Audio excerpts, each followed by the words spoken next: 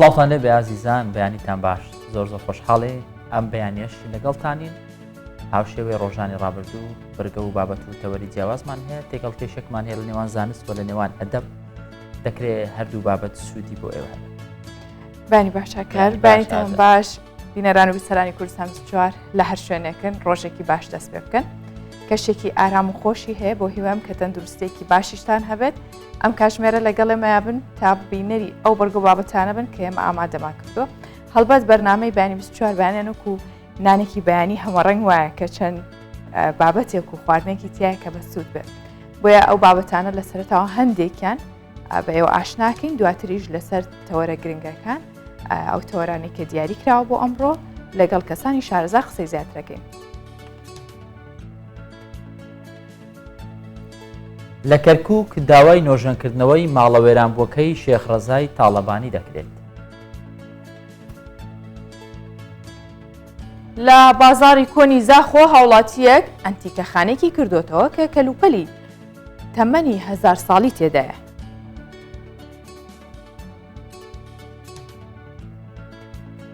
گروپی ڕەن سێمین کۆنسێرتی لە دهۆک ئەنجامدا.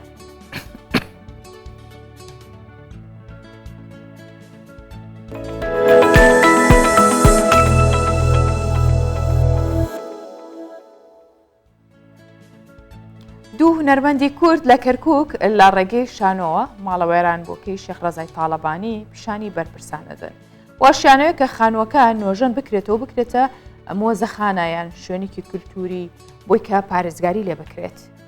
ئەم دوو هونەرمەندە دەڵێن دەکرێت ئەم خانووە سوودێکی فەرهەنگی گەورە بە شارەکە بگەێنێت بکرێتە بەڵگەیەکی مێژووی گرنگ بۆ سەلماندن و خاوەندارەتیکردنی شارەکە لەلایەن کوردەوە. ئەیانەوێ خانووەکەی شێخ ڕەزا بڕکێنن تیان بەدە. شێخ ڕەزا؟ شێخ ڕەزا شێخ ڕەزا شێخ ڕەزا نەڵێ نەناسم. وەڵڵاهی من خۆم نایناسم بەڵام باو باپیرانم هەموو کاتێ باسییان نەکرد و شێعرەکەیانەوت بەڕاستی ئاوت پیاوێکی زۆر نەجیبزادە بووە ئەو کاتە هاتوتە بەرامبەر دز و جەردە و گەندەڵەکانی کردووە ئەو پیاوت مایە داخیرانم بەڵام من نەمبینی سەردەمی من نەبوو یا ڕەبی بە هەر جێگای بێ برای باوکم ماچم مەکاڵام مەکە ڕۆ کاک وەرە وەربوو پۆلیسەکان هەمووی لەو فەرەوت ئەرکی خۆلەبان و ناین دەچوت ئەمن کە فەرموو بژیت ئاگانەیە چی بووە خانووەکەی شێخ ڕەزا بڕکێنن. خوا بەڕاستە دەسکاوم دەچیکەم من ومن عیدکە و عید منیە برای باوکم من عید پۆلیسی نێش نینم ئەوەم مادە هۆشبەرەکان ئەوەی مادە هۆشبەر خۆنی لە سێدارێتە خانووەکەی شێخ ڕەزا بڕکێنن. بۆ تنێکی پێشتە چییە؟ ئەی چییە؟ کورە بابە شاعرە شاعر بووە؟ وەڵڵاهی من نایناسم داوای لێبوردەکە بیشی من ئەوەیە نیشان هیمای ئەم شارە بێت بۆ شێوەیە بڕکێنن. لێرە نمایشێکی شانۆیمان کرد لە نووسینی بەندە و لە نواندنی زانیار جمعە و حاجی کەریم بە ناوی کەلاوەکەی شێخ ڕەزاکە لە بەردەم ماڵەکەی شێخ ڕەزای گەورە شاعری کورد شێخ ڕەزای تاڵەبانی نمایشمان کرد چونکە ئەم شاعرە گەورەی کورد ئەگەر نەبوایە ئەدەبی کوردی بە نوقسانی ئەمایەوە بەڵام بەداخەوە ئەومێ 20 ساڵە ئێمە لە ڕێی ڕاگەیاندنەکان و داواکەین ئەم ماڵی شێخ ڕەزا لە فەوتان ڕزگار کرد لە ڕوخان ڕزگار کرێ بکرێتە مۆزەخانەیەک یان ماڵێکی ڕۆشنبیری بەناو شێخ ڕەزاوە یان بکرێتە سنتەرێکی ڕۆشنبیری. چی؟ ئەی زۆر خوا بەڕاستە سێکە وەڵای خۆ برادرشم بۆ پیاوێکی یعنی سەردەمی من بوو ئێمە لە زمانی ئەدەبیات ئەوان ئیشمانە کرد ئیستا تۆ تێ من مامە چیت بۆ بکەم ناوەستم حەلێکی بۆ دان ئەڕوویتە ئەو شۆرە بەردایە حتا توا ئەتوانی هاوارەکەی هۆ خەڵکینە حکومەتی ئاوا نابێت نە ئاو هەیە نە کارەبا هەیە نە یاسا هەیە نە مەبادە ماوە. ئەمڕۆ هەڵسان من بە چالاکیێکی شانۆیی بۆ ئەوەی بتوانین لەم چالاکیە شانۆیەدا بتوانین کارێ بکەین ماڵی شێخ ڕەزای تاڵەبانی بپارێزین لە ڕوخان چونکە نابێت شێخ ڕەزای تاڵەبانی هیمای ئەم شارەیە ئەبێ کورد هەڵدا محافظ بەداخەوە کورد نییە زۆر هەوڵی بۆ نادا بۆیە بیرمان لەوە کردەوە کە کارێ بکەین بۆی دایرەی ئاسار بێتە هانامانە و ئەم جێگایە بکاتە مۆزەخانیان بکاتە جێگایەکی تایبەت بە شێخ ڕەزای تاڵەبانی بۆی بتوانین هەموو کاتێ سەردانیکەین و هەموو خەڵکی کە سەردانی ئەم شارەکە بڵێن ئێمە ئاساوارێکمان هەیە ئەوی شێخ ڕەزای تاڵەبانیە کە یەکێکە لە ئەساسیاتەکانی ئەدەبی کوردی و یەکێکە کە ئەو نەبووایە ئەدەبی کوردی بە نوقسانی هاتە دنیا. خوا کارەبا خوا ئاو هەی دزانە ئەم شارەتان هەمووی کردە مۆڵ بۆ ئەدەبیاتەکانمان نادەنەوە. ئەرێ هەتەوە فڵتە چییە؟ ها چیتەوە هاوڵ با حکومەتەکە ئەوە حکومەتە ئەبێنیە ئەمونە تێ هەڵدەم ئەوەنە تێ هەڵدەم نەخانوی شێخ ڕەزا شێخش بێت خانووی مسکێنش بێ بڕخێنەوە باسەتە کام دیوارش بەردا بڕۆ سەرکی پیا بێنە دابەدە خوارە هەیداد هەی بێداد لە وڵاتانی پێشکەوتوو ڕۆشنبیران دەبنە مایەی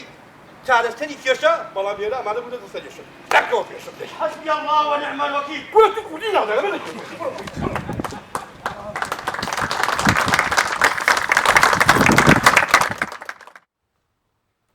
لە بازاری کۆنی زاخۆ هاوڵاتیەک شوێنێکی تایبەتی کردوتەوە کە کەلوپەلی کۆن و مێژووی دێرینی تایەوە هەنێک لەو کەلوپەلانە تەمەنیان زیاتر لە 1000 ساڵە بەشێکیش لەو کەلوپەلانە پەیوەندیان بە مێژووی ژیانی کۆنی زاخۆ هەیە. بەشێکی تر لە کەلوپەلەکانی ئەم شوێنە پەیوەندی بە پەیڕەوانی ئاینە جیاوازەکانی کوردستانەوە هەیە کە لە سەردەمانی ڕابردوو لەلایەن پەیڕەوانی ئەم ئاینانەوە بەکارهێنراون. خاوەنی ئەم دوکانش دەڵێت هەندێک لەم کەلوپەلانە لای من زۆر بەهادارن و بە هەموو ماڵی دنیا نایفرۆش.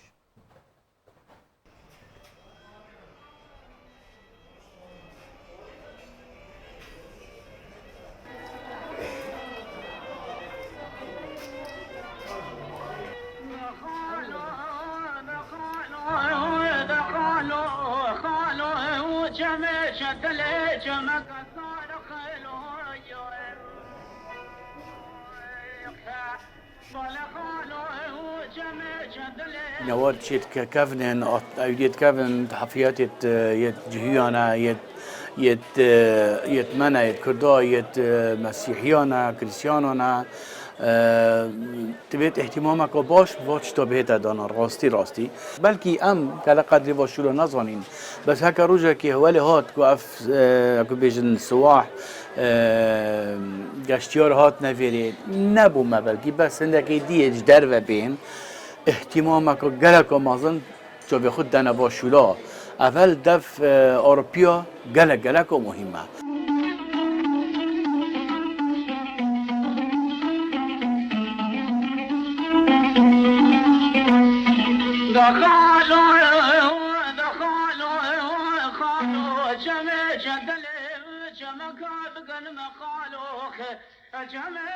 مرمومش وید کنه پاراستنا کلتوری می زاخو و کردستان گشتی غلطش مهنه با قیمت نه پاره قیمت چیکنای زاخو کردستانی هم هر نو فروشن یعنی چند پاره پی بیجم نو فروشن جا اب دکانه کو هیواتن غلطش نو دهنه نیست فروتن کار جیا مهنه غلطش تتوان مهنه شمع دونتوان محفیره توان مهنه زاخویا قشيري يود بجنة قديم من عبريون صاص صالو بورينا يد مسيحيانا جلك أم معروفن جلك مسيحيانا يد ما زاخو بجاف شتى أفتشتي هني وصا جرام بهاي وكو قيمت.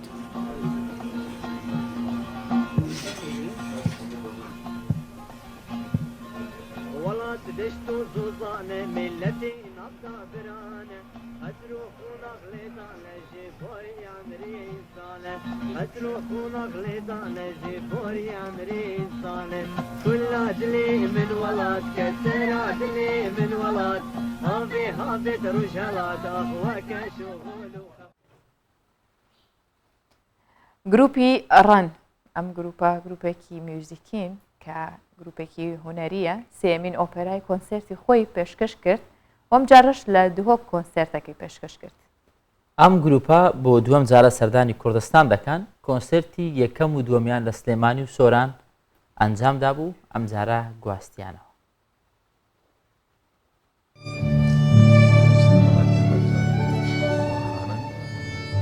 هەر قولاچکە کاڤێ هۆلێدا دەنگێک ji welatê çîkê li dihokê tê bihîstin.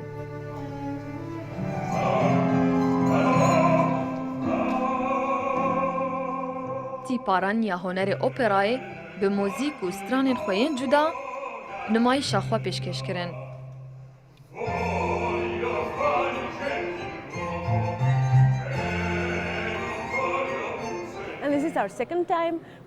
ئەفجارە دوویەمە ئەم تێنە کوردستانی وڵاتی چیکێ ساڵە بوریەم لە هەولێری بوون و مەبتەنەیەک کۆنسرت هەبوو لێوێ ساڵێ مە بریاردا ji dervî هەولێری کۆنسرتên xwe bikin em li Slêmanî û Soran û dawî nemayîşê me dêl dihokê bê.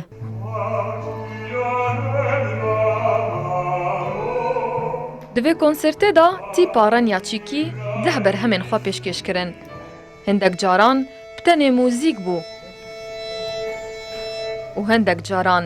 bi qîj û hewarên operayî bû.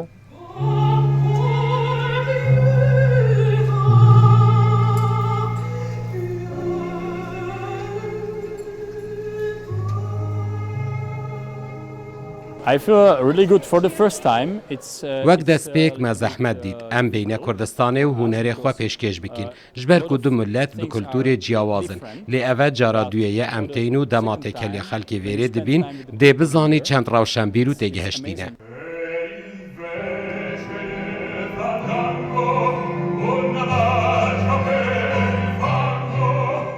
Bi gotina hunermendên dihokê ew jîngeh û civakê pêwîst nîne. دا ku hunerê operayê li Kurdistanê jî wisa bir belav be. Destpêkê me civakek pêwîst e ku tê bigihîtin wek rewşenbîra hunerî dîv da me cih pêwîst e ku mixabinî ve li seranserî nebez Kurdistanê seranser Iraq me çi cihnînin hemşîn bêjîn ev dareke operaya daril opera ku tu tişê hunerê opera an jî rahênana bikî an qutabiya werbigirî. Salane tîp û hunermendên biyanî seredana Herêma Kurdistanê û dihokê dikin bo numayîşa hunerên xwe û berova jî bi gotina rêveberê rewşenbîriya dihokê merema serekî ew e ku xelkê xwe bêbehr nekin ji her cûre hunerekî. Merem jî pê ev e em pitir nêzîkiyek bîn demê mirov nêzîkiyek bin viyan peyda bikin lewma jî me hewl daye ku hemî cûrên hunerî ev ke em bîne vêrê we dîsan heman şêwe jî em biçîne wan welata bo nimune tîpa meya hunerê milî şariya pêş du roja çûye Hindistanê bi hundê beşdariyê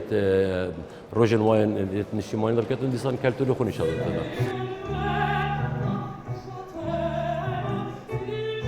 û demê çend rojaya tîpa Renya hunerê operayê li Herêma Kurdistanê ye got yekem konserta xwe li Slêmaniyê pêşkêş kirin û ya duwê li Soran bû û ya dawiyê jî li Dihokê bû.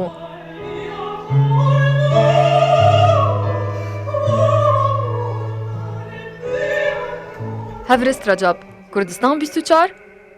Dihok.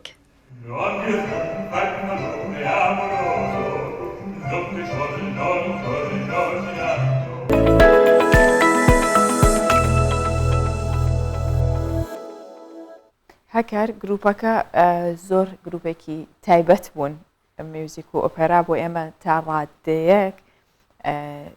ینی تازەترە چونکە پێشتر کەمتر ئیشی لەسەرکرا بەڵام لە ڕۆژهەڵات بەگشتی زۆر کەمە ڕاستە بەڵام ئێستاش ینی هەندێک لە سلێمانی و لە پارێزگاکانی دیکە کە کرا بەهۆی ئەوەی کە پێشتر ڕکلام و کاری پرۆمۆشنی باشی بۆ نەکرا و بەداخەوە هەموو کەس نەیتوانی بینەری بێ بەڵامەوەی دووهۆکمان بینی هونەرمەندی گرنگتر باش ئێستا هونەرمەندی باشەیە ڕاستە لەم بابەتە دەنجی باشەیە لە ئۆپێرا ینی دەکرێت لە داهاتوو زۆر زۆر باشتر بێت کۆنسرتی زیاتریش هەبێ و خەڵکی زیاتریش پێی ئاشنا بن و ئامادە بن لە بابەتێکی زۆر نەرم بین بۆ بابەتێکی زۆر جددی بەڵام دەکرێت لای ئێمە جددیبی لای بەشێک لە قوتابیان جددیبی خۆی بابەتەکە ئەمیش بە هەمان شێوە هونەر بێ بەشێک بێت لە هونەر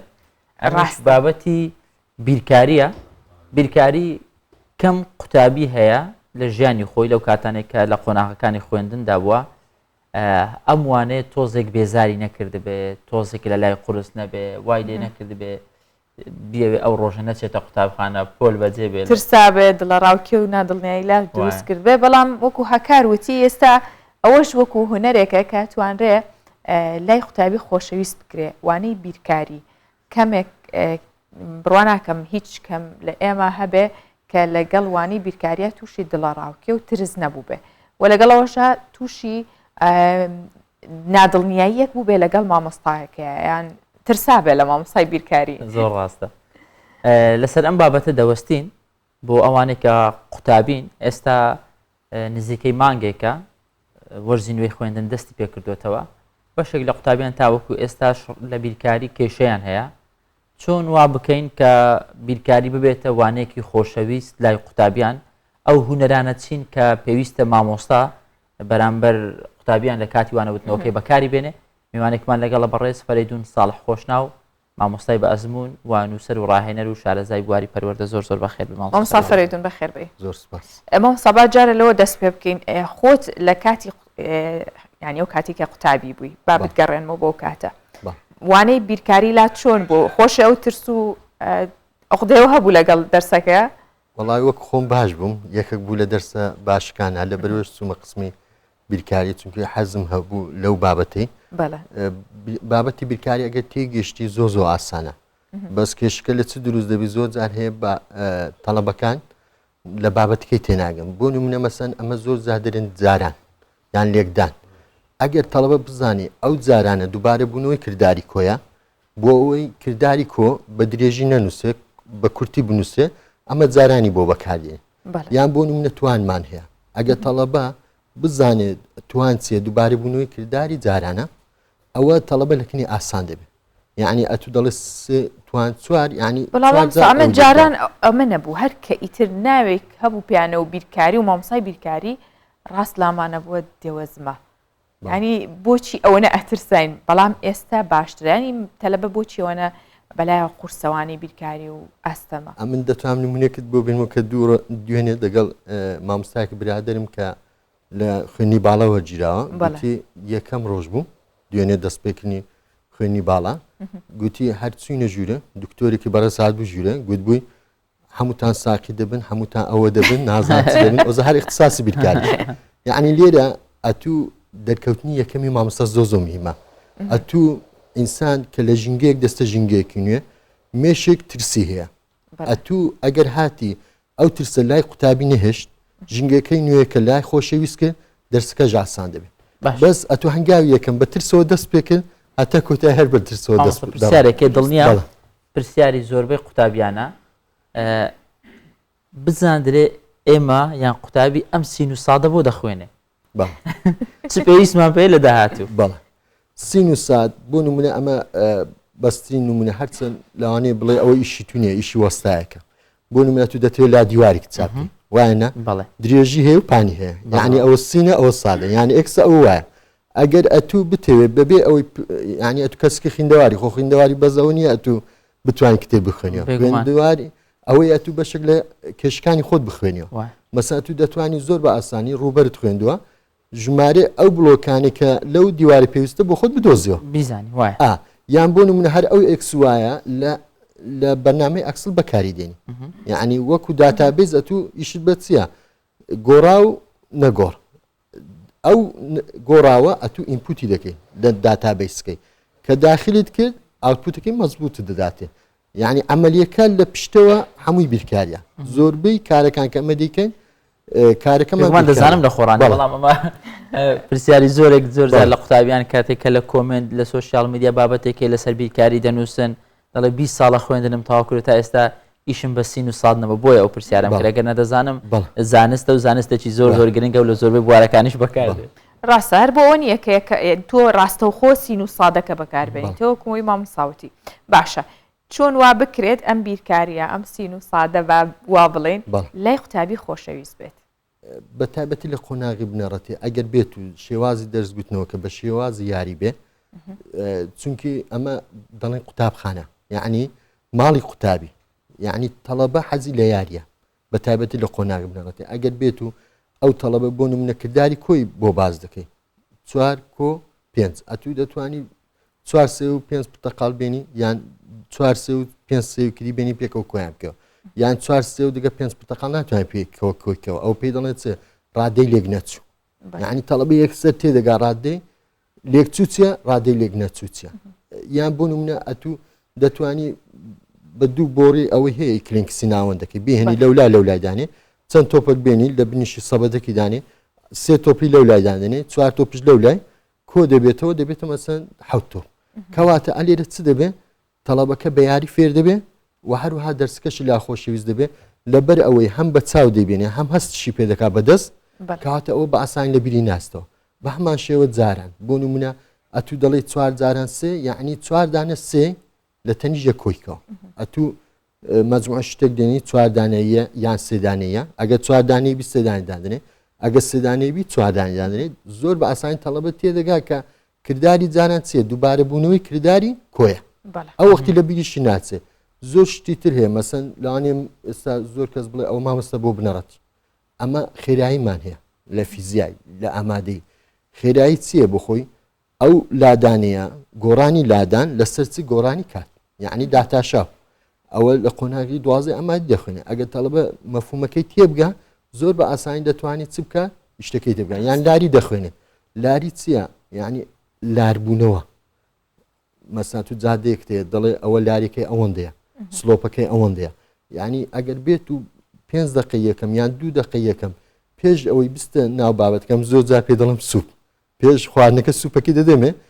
ئەکەی بۆ باز دەکەم مەسا ئەو بۆی بەکاردێ ئەو وەختی تەڵەبەش لە لای قەنەعەتی دروست دەبێت بەس ئەوەش مادی بوونی مامۆستای دەوێت ئایا بۆ خۆی دەچێت لە دوی بگەڕێ مەسەن بەکارهێنانی ئەو بابەتی چیە لە ژیان ڕۆژانە لەوانەیە لە کتابش باسکرابی لە پێشکەکەی بەس لەوانەیە مەسەن نمونونەکە زۆر جار هەیە ڕوو نەبێ بۆ تەڵەبەی بەس ئەگەر بخۆت بچی دووسێ نمونێ لە دوای بگەڕی زۆر بە ئاسانی دەتوانین شتەکەی تێبگەی یان مەسەن زۆر جار هەیە بەردەزار ئەتو فڕیت دەی ئەگەرەکانە تەڵەبە خوێندیتی ئەتو زۆر جارێ لە ژیانی خۆت ئەگەرەکان بەکاردێنی مەسەن ئەتو دەی پرۆژەیەک دەکەی یان کارێک دەکەی ئەتو ڕێژەکەی دیاری دەکە ڕێژەی سەرکەوتن چەندە ڕێژەی سەرنەکەوتن چەندە ڕێژەی قازان چۆنە ڕێژەی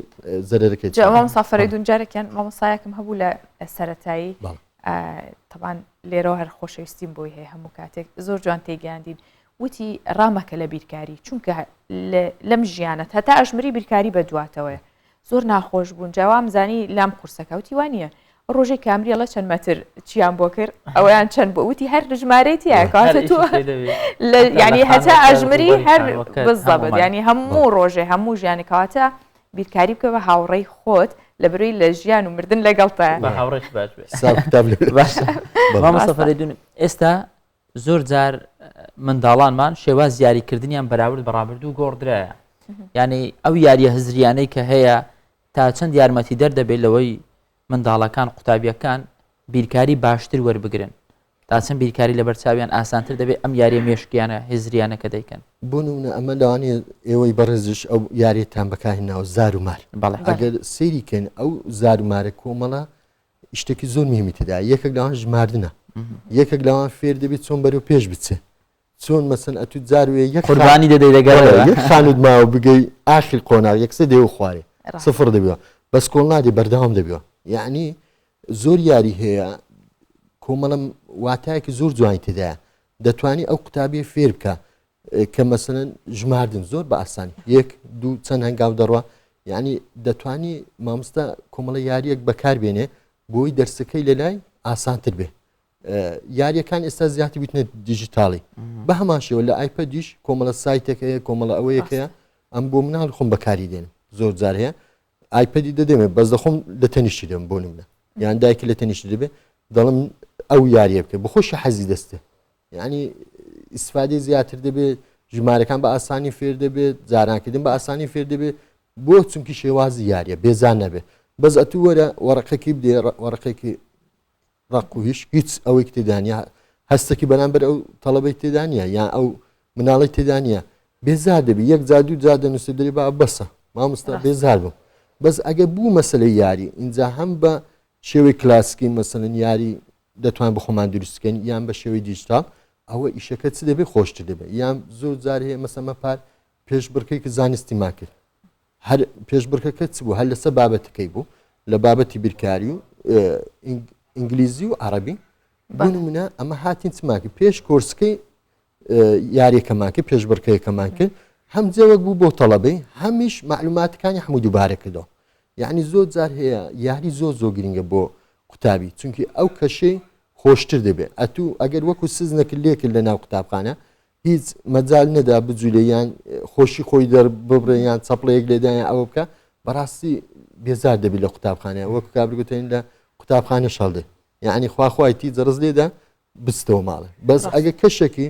ئارامان بۆ دروستکە کەشکی خۆشمان بۆ دروستکە کەشێکمان بۆ دروستکە کە تاقە وزەی خۆی دەربڕی دەتوانیت چ بکەی ئەو قوتابێش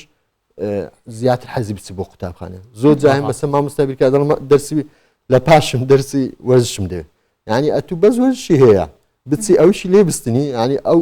تاقی و ئەو وزەی هەیە لەکوێ بەتاڵی کاتەوە ئەو کات زیاتر ڕقی بەرامبەر ئەوانەیە دروستە بێت باشە مامۆستا هاتیتە ژوور و جانتایەکم پێ بینیت زۆربەی کات دیقەتی مامۆستاکانی بیرکاری ئەو مامۆستانەی کە زۆر وانیان لا خۆشەویستە و بە دڵ و بە مێشک کارەکەن جانتایەکیان پێ کۆچەر بیرکار هەر لە کاتی هەموو کۆنگرە ڕۆژنامەکانی شێ جانتاکی لە تەنیشت بوو ئەمە چیە نهێنیم جانتای چێ پێتان و تۆ حەزەکەم زام چیت ئەوە یەکێک لەوانە بۆ نمونە زۆر جار هەیە مامۆستا کە دەستە ژوێر ئەر چێ ماجیکی پێ یعنی ئەتوو یەکێک لە چەکەکانی تو بۆ نمونە ئەمن ماجیک خۆم پێە هەموو کاتێک یعنی ئەوە باشە هەموو کاتێک ماجیک خۆم پێە ئەوەی دەکەمەوە حیبرەکەی دەگۆڕم بۆ نمونە یەکێک لەوانی تر لێرە هەیە ئەمانە پێداویستی مامۆستاکان کە گرنگە هەیە وایە بۆ نمونە ئەمن وەکو مامۆستا بیرکاری حاسبەیەکم پێ بۆ نمونە ئەو حاسبەی سوادەی چییە بۆ نمونە ئەم زۆر جار ساینی گۆشەیەکم دەوێت لەوانەیە ڕێک نەبێ پێویستم پێ یان زۆر جار هەیە حاسبەکەی بە تەڵەبە نیشان دەم چۆن بەکاردێنی چونکی زۆر جار هەیە تەڵەبە حاسبەی کاسوویە بەکاردێن بۆ تایبەتی لە پۆلی 12 کە دەستە و امتحانی وزای نازانێت ئەو حاسبەیە چۆن بەکاربێ ئەمن پێشانی دەمەسن کرد ئاوا دەنووسێ ڕێک ئاوا دەنووسێ باشە ئێستاش پێویستە حاسیبە مامۆستا بەخوای بۆ هەندێک پرسیار بۆ هەندێکی پێویستە وەکو ئاسانکاریشە چونکی کاتمان دەگەڕێنەوە لێرە هەندێک جار قوتابی دەڵێ مامۆستا کو دەبی حاسیبەت پێ بێت و دەبی هەموو شتی بزانێت ئاخر لێرە بیرکاری هەندێکی شتەیە عیلاقەی بە ئەوەیە گۆشەکانە لەوانەیە مەسەن بۆ نمونە هەندێک گۆشە بتوانم ئەو بکەم مەسەن بۆ نمونە یەکێک لە شتەکانی کۆنڤێرتەرە بۆ نمونەم دەچمە شوعبەیەک ئەمن ناچم بەهانەی ببێنمەوە ئەرێ ئەوە بۆ کۆنڤێرتەری لێ نییە وانە یەکسەر ئیش خۆم حازرە یەکسەر دەناو ئێرە دەکەم یەکسەر ڕەبتی دەکەم کۆنێکتی دەکەم ئەو یەکێک لەوانە شتی تریش هەیە لێرە بابی بێنمەوە زۆر تەسەوڕەکەم زۆری شتی زۆر تێدا تێدایە ئەلێرە بۆ نمونە ئەمنە هێدفۆنێکم پێەیە بۆی مەسن کاتی دەرسم نییە بۆ مامۆستایەکی دەیزعاج بکەم بۆ مەسن حەزم لێ سێری ڤیددیوەکی بکەم یا ئەو بکەم بۆ دەنگی بێت بە هێدفۆنی خۆم بەکاری دێنم مامۆستای باش ئەو وەرەقەی پرسیارەکانی تیانە یاگە بڵین فیلی پرسیارەکانی تیانە چونکە دایمە بەڕاحمان بوو کە مامۆستابینین جانتای پێ بوو ئەمانە پرسیارەکان لەوێ ئیتر هەمووان چاومان لەسەر جانتاکە بە چاوەک بێ مامۆستا نازانێ على ئەساس یەکێک لە سێرمانە کرد خوتەیە یعنی بۆ نمونە ئەلێرە ئەمن خوتەی ساڵێکم بۆ خۆم داناوە لێرە خوتەی ساڵێکم دانەوە مەسەن چ ڕۆژێک داوامە چ ڕۆژێک داوام نییە دوایی بۆ نمونە خوتەی ساڵانەمان هەیە ئەمە زۆر زۆر ئەوە زۆر پێویستە دوایی ئەتو لێرە لە خوتەی دەتوانی مەسەن بۆ نمونە تەڵەبەیەک خوا نەخواستە کارێک دەکا یان تاخی دەبیان غیابات دەبێ دوای کە چوی ئیدار دەتوانین لێرە یادداشتکەی بۆچی مەسەن سبینی داک بابێک دێ ئەتوو زانیاری تەواو لایە لەسەر ئەو تەڵەبەی بۆ نمونە دەڵێ ئەو تەڵابە فلان ڕۆژ تاخیر بوو بۆ نمونە فلان ڕۆژ واجبی حل نەکرد یعنی ئەو خوتەی تو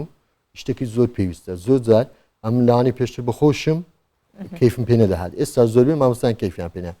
بەڵام ئەوە پێش چاوڕوونێکی زۆر دەدات و دەتوانێت مەجموعە زانیاریکی زۆری لێ بنووسی مامۆستا نەک بۆ تۆ پیشەیەکی مامۆستان زۆربەی کەسە سەرکەوتوەکانی وەکو بەڕێستانم بینیوە کە بەردەوام دەفتەرێک یا خودت ئەیتر وەرەقەیەکی پێ بووە کە هەموو تێبینی ڕۆژانەی یان پێشتر چی هەبوو ڕاستە ئێمە مۆبایل ئەمەی لێ سندوینەتەوە مۆبایلێکمان پێ وازین بەڵام مۆبایلەکە نەکەوەی کە بتوانین تیا بنووسینەوەی بیریشمانە لە بیرمانە باتەوە بتوانانی مۆبایل نۆت بەکاربین یاری باشە بەڵام زۆر هەکار ئەتوێ بچیتە سەر نۆتەکە شتێکی تریێتە بەرچاو بەڵام دەفتەرەکە هیچ شتێکی تر نییە ئەمە پێم وابێ یەکێکە لە شێوازە سەرکەوتوەکان نەک بۆ بەڕێستان بۆ قوتابیانیش پێویستە وایە ستەکان خۆش بێ مامۆستا شتێکت ماوە وەڵا یەک دوشتی بە کورتی استفاده بۆ مامۆستایەکانی تر یەکە لە شتەکان سزی دەرەجاتە یان سزی هەستانە لێرە ئەمە بۆی مەسەن سبینی ئەتوو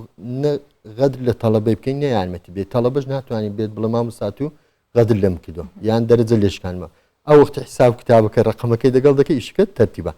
یەکە لە شتەکانی تر لاپتۆپە ئەمن مەعەدە لاپتۆپم لەکنە شەحنیشی لەگەڵا بۆ ئەوی مەسەن بۆ نمونە زۆر جار هەیە کورتە ڤیدیۆک لە بیدای دەرسەکەی پێشاندەم یان زۆر جار هەیە پرسیاری وزاریە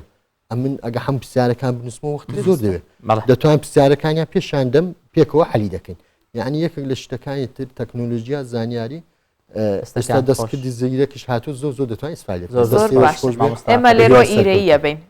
کە خۆزگە ینی لە سەردەمێمەش ئەو هەموو ئاسانکاریە هەبووە بەڕاستی مامۆستاکانیش بە هەمان شەوانیش ماندووە بوون بەڵام وەکو ئێستا زۆر خۆش بوو مامۆستای وەکو بەڕێز بە هیوای سپاسان دەکەم دەستان خۆش بێ.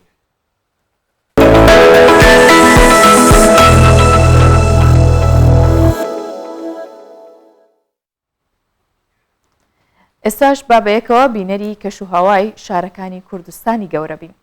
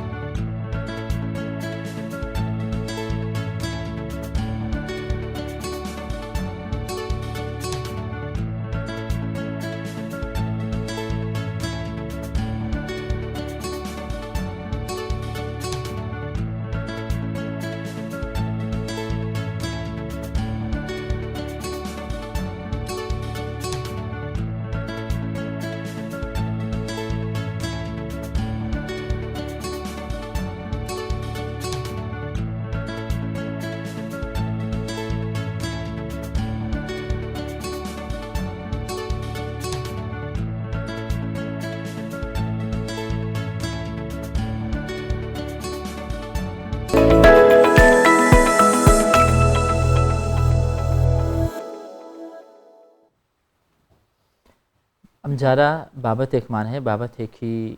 شعری ئەدەبی بابەتێک هاوتەری لەگەڵ بەیانیان دەتوانێت میزاجی هەر کەسێک جوان بکە میوانێکیشمان لەگەڵە بێگومان میوانێکی بە ئەزمون و میوانێکی شاعیر و ئەدەب دۆست لە فیستیڤاڵی گەلاوێش چەندین شاعیر و ئەدیب و لێکۆڵەری ئەدەبی بەشداریان لە فیستیڤاڵەکە کرد بۆ بەشێکیان یەکەم ئەزمون بوو و هەندێکیشیان دەمێکە تێیدا بەشداری دەکەن بەڵام ئەوەی کە گرنگە لە نێو دەیان نووسری باش قەڵەمێک هەبێ زیاتر بدرەوشێتەوە. بێگومانم فستیڤالە ساڵانە بۆ ئەدەب و نووسینی کوردی یەکرێ فستیڤالێکی گەورە و دەوڵەمەندە بۆم ساڵیش مامۆستا عیززەدین زەکیزادا یەکێک بوو لەو شاعیرانەی کە وەک یەکەم ئەزمون بەشداری لە فستیڤالەکە کرد و بووە براوەی خەڵاتی دووەمی شار و ئێستاش مامۆستا عیززەدین زەکیزادە میوانی ئێمەیە بەخێر هاتی مامۆستا کاتت باش. زۆر سپاس خۆش بێ زۆر سپاسکەم. مامۆستا عیززەدین هاوکاری خۆشمانە بۆی بە بینەران بڵێن لە ڕادیۆی کوردستان 24 بەرنامەیەکی بە ناوی زمانێمە وایە مامۆستا عیززەدین لە ڕادیۆی کوردستان 24 جگە لەوە لە سەردەمی ڕادیۆی دەنگی کوردستانیش هەر بەیەکەوە کارمان کردووە لەگەڵ مامۆستا. کارتان کردو بەیەکەوە مامۆستا لەگەڵ هەکارە کارکردن خۆشە؟ زۆر خۆشحاڵم جارێکی دیکە لەگەڵ مامۆستاەکەیەوە نیشانەوەیەکە کار لەگەڵ کار خۆش. بێگومان منیش زۆر متاحەم بە کارکردن لەگەڵ هەکار. بێگومان مامۆستا عیززەدین لەوە دەست پێ بکەین یەکەم ئەزمونت بوو لە فیستیڤاڵی گەلاوێش پاشان دێنە ناوردەکاری بابەتەکانی خۆت وەکو بەشداریکردن لە فیستیڤاڵی گەلاوێش بەشداری بڵێ ئاگاداری هەموو چالەچەکانی گەلاوێش بوومە لە سەرەتاوە دوورا و دوور بەڵام یەکەم بەشداری و یەکەم ئامادەبوونیشم لێ هیچ جارێک تەنانەت وەکو میوانیش لەوێ نەبووم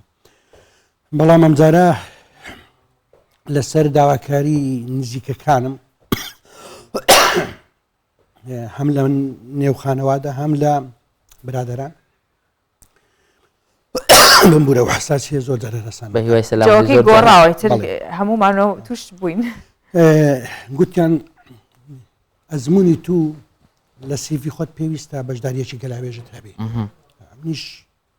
هەم دڵم نشکاندن هەم پێم باش بوو بەشداریم کرد و لە یەکەم بەشداریکردنیشدا خەڵاتی دووەمی شعرم وەرگرت زۆر باشە ئێمە پیرۆزبایی لێ دەکەین زۆر پێ دڵخۆشی کە قەڵەمێکی بە شایستەی لەلایەن لێژنە هەڵدەبژێردرێت باشە مامۆستاکارەکانی ئەم ساڵی گەلاوێش چۆن بوو کێ بەشداریان تیا کرد بەلا تۆ لە چ ئاستێکا بوو بەشداری کە خۆی گەلاوێژ فیستیڤاڵێکی نێودەوڵەتیە جگەلەوەی ئەدیبانی هەر چوار پارچەی کوردستان میوان دەبن جگەلەوەی قەڵەمی نوێی هەر چوار پارچەی کوردستان بەشداری دەکەن لە چێبڕچێ ئەدیب و نووسەری نەتەوەکانی دیکەش میوانداری دەکرێت لە بۆ پانێڵەکان و چالاکی ئەدەبیەکان ئەم ساڵ بارودۆخی گەلاوێژ وەکوەوەی کە ستافەکە ئاماژیان پێدا لە ڕووی ئابوووریەوە باش نەبوو بۆ یەکەمترین میوانیان هەبوو بەڵام وەکو کەفائی ئەدەبی وەکو کەفائی سەقافی هەمان پێگەی ساڵانی ڕابردووی هەبوو هەم بەشدار بووان هەم پانێڵەکان فیستیڤاڵێکی سەرکەوتوو تێپەڕی و لیژنەکانیش زۆر هۆشیارانە مامەڵیان لەگەڵ دقەکاندا کردبوو دقەکانیش بە جیاوازی بەشدار بووبوون هەم لە چیرۆک هەم لە لێکۆڵینەوە هەم لە شعر شێوازی جیاواز هەیە لە نووسین شعری من نەمەتێکە هی کەسێکی نەمەتێکترا هەر یەکە و بە ئایدیای خۆی بە پلان و تەکنیکی خۆی دەنووسێ ئەوانە لە لەلایەن لیژنەکان هەستم کرد لە بەرچاو ژیرا بوو پێم وایە سەرکەوتوو بوو زۆر باشە مامۆستا عەزەدین خۆت بەرهەمێک دەست نیشان دەکەی پێیان دەدەی بۆ بەشداریکردن یا خۆت ئەوان خۆیان لەو بەرهەمانی کۆی بەرهەمەکانت کە هەیە بەرهەمێک هەڵدەبژێرن لەوەی هەڵسەنگاندنی بۆ بکرێت چۆنە بەرهەمی ناسراوی هەر نووسەرێک لە گەلاوێژ بەشداری پێ ناکری تۆ بەرهەمی بڵاو کراوە نابێ بنێری بەرهەمێک بڵاو نەکرێتەوە بەرهەمێکی تازەت بەرهەمێکی بڵاو نەکراوەت کە کەس نەیدی بێ بڵاو نەکرابێتەوە تەنانەت لە ئەکاونتەکانیش ناکرێ بڵاو کرابێتەوە دەنێری کە بۆ خۆت پێت وایە دقێکی باشە لەوێ ئەوان ستافی گەلاوێژ دقەکان وەردەگرن ناوەکان لێ دەکەنەوە بۆ لیژنەکانی دەنێرن بۆ دیار نابێ بەڵێ بەم شێوەیە دەق دەنێرن باشە مامۆستا پێم خۆشە باسێکی ئەزمموی خۆشت بکەی لەو ڕێچکەی کە گرتوتە لە نووسین ئەم سەردەما لەگەڵ ڕابردوو چۆنە ڕێچکەی نووسین ئەدەب و نووسین شعر هەموو ئەمانەی ئێستەی کوردی لە چه ئاستێکە چۆنە ئەو ڕێچکەی تۆ گرتوتە تا چەند توانیوتە بیتەوە سەر ئەم شێوازە ڕیالیزمە بیتەوە سەر ئەم شێوازە مۆدێرنە باسێکی ئەوشمان بۆ بکە ئەزمموی نووسین بە پێی گەشەکردنی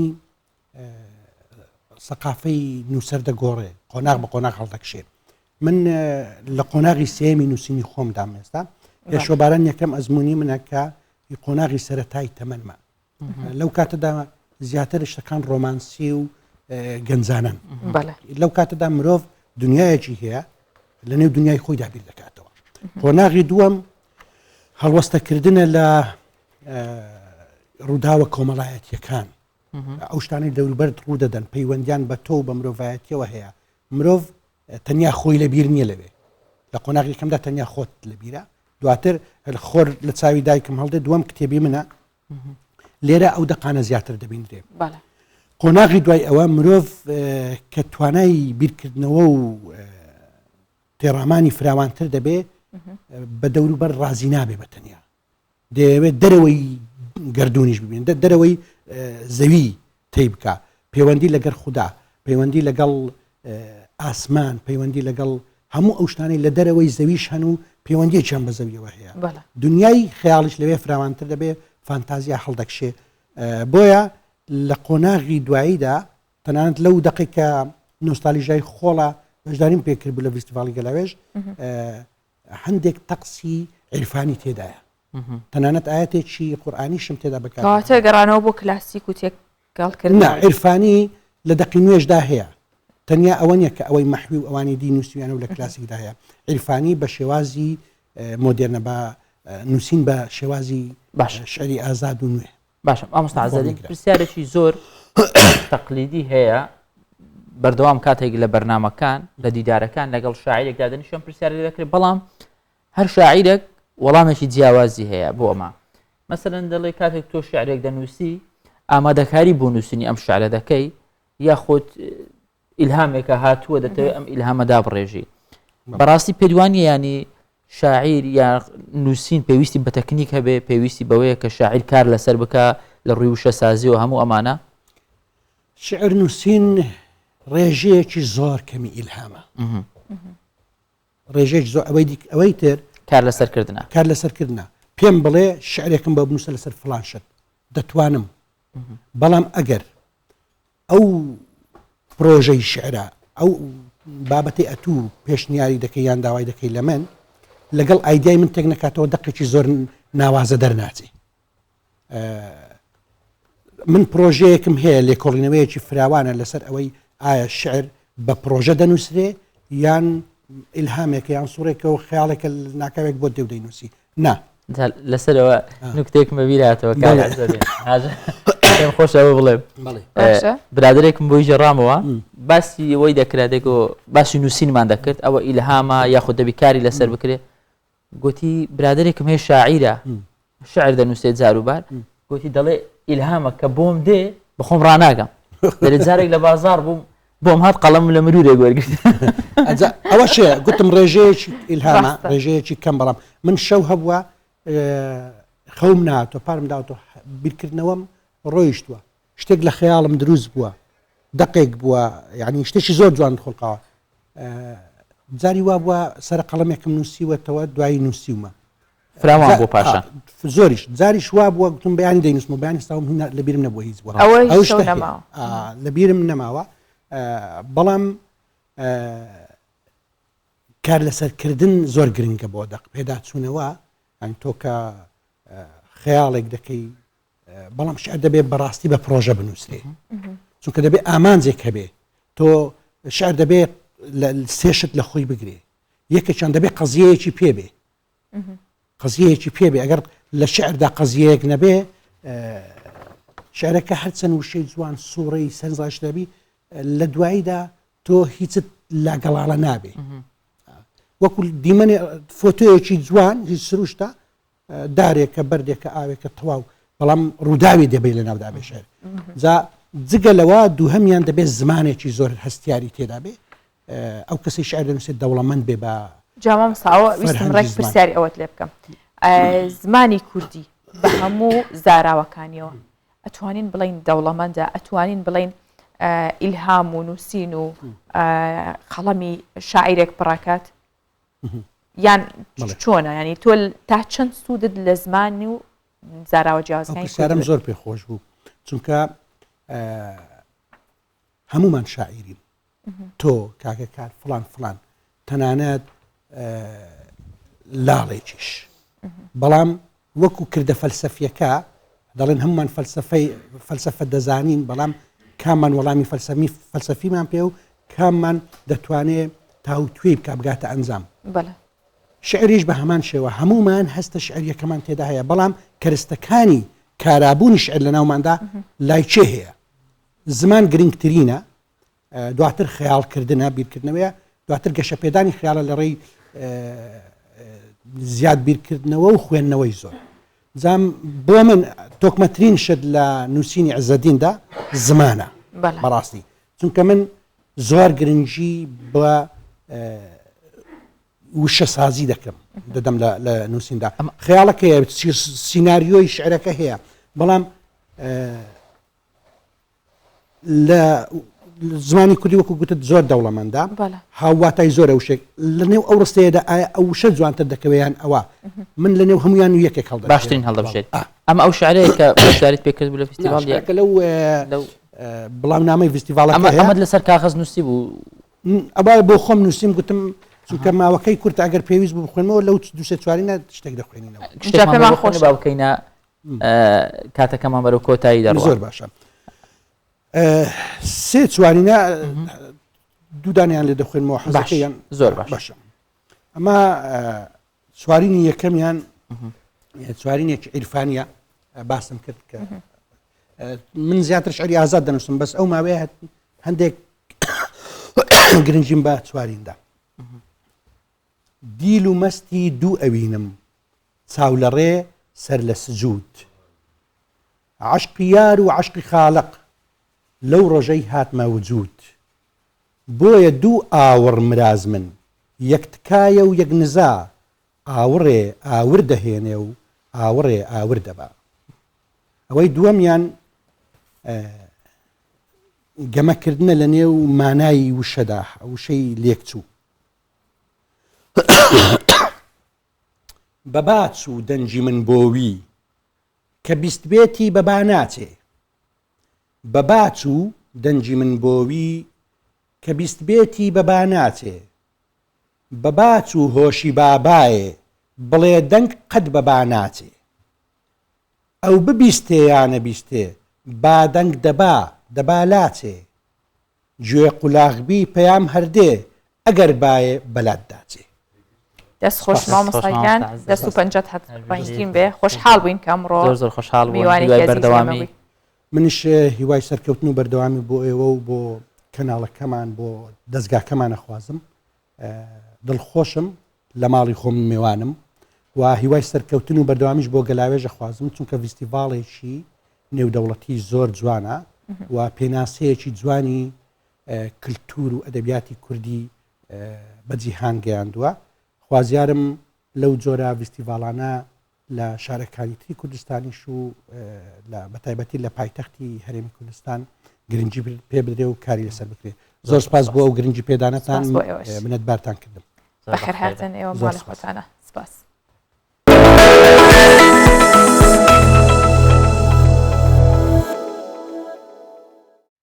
باسی هاوڵاتێکی بە تەمەنی شنگالەکەین کە ناوی مسکینە ماوەی 40 ساڵە لە ڕێوڕسمی جژنی جەمای ئێزیدیەکان لە لالش لەگەڵ خێزانەکەی ئامادەبێ بێ بەرامبەر خزمەتی سەردانیکەرانەکە و خێرەکات و خواردن بەسەر زیارەتکارانە داباشەکات. هەکار لەم جۆرە کەسانە بینیت ینی چی جوانە ینی بۆ تۆ چی ئەبێت کاتێک کەسێک بە تەمەن بێ و بەڵام عقیدەیەکی هەیە شتێکی هەیە بەردەوامە هەر بیر و باوەڕک کە مرۆڤ بە قەنەعەتەوە پێی هەیەی پێی پابند بێ و بتوانانی پارێزگاری لێ بکە گرنگە ڕاستە وایە بێکومان.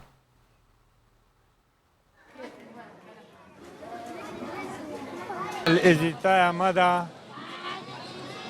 خێر کەلەکی تشتێکی پیرۆزە یا هەرا مهم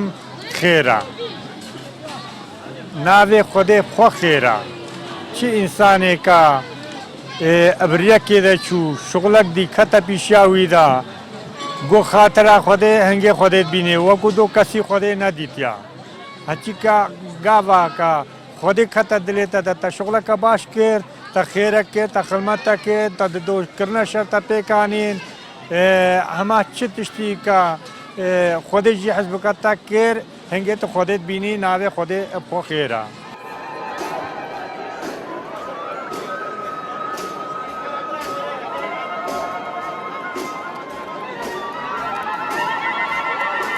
چه سالا احتمال بترجی الوی وقتی حتی روزا ایرو چند قواتا من مال ما بگهیته کت فکر مدا از بین ملوی گلی اشخواره بگم خیر باور بکا بنی چند مالی تهابی تی ترکا هموی دی یا 4 متر جاوی گهنه تا و 2 متر ارض یا احتمال اوجی نبی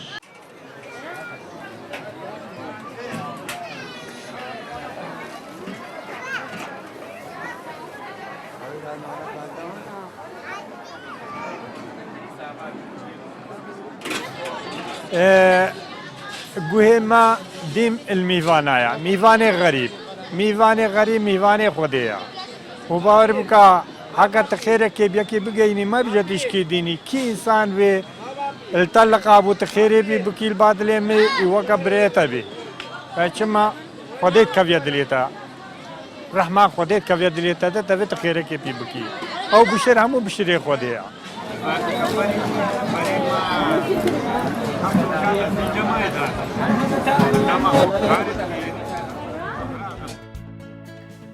زانست ئەدەب ئاین هوەر هەموو ئەمانە تێکەڵکێشێک بوو لە بەیانی 24 بە هیوای توانی بێتمان خزمەتێکتان بکەین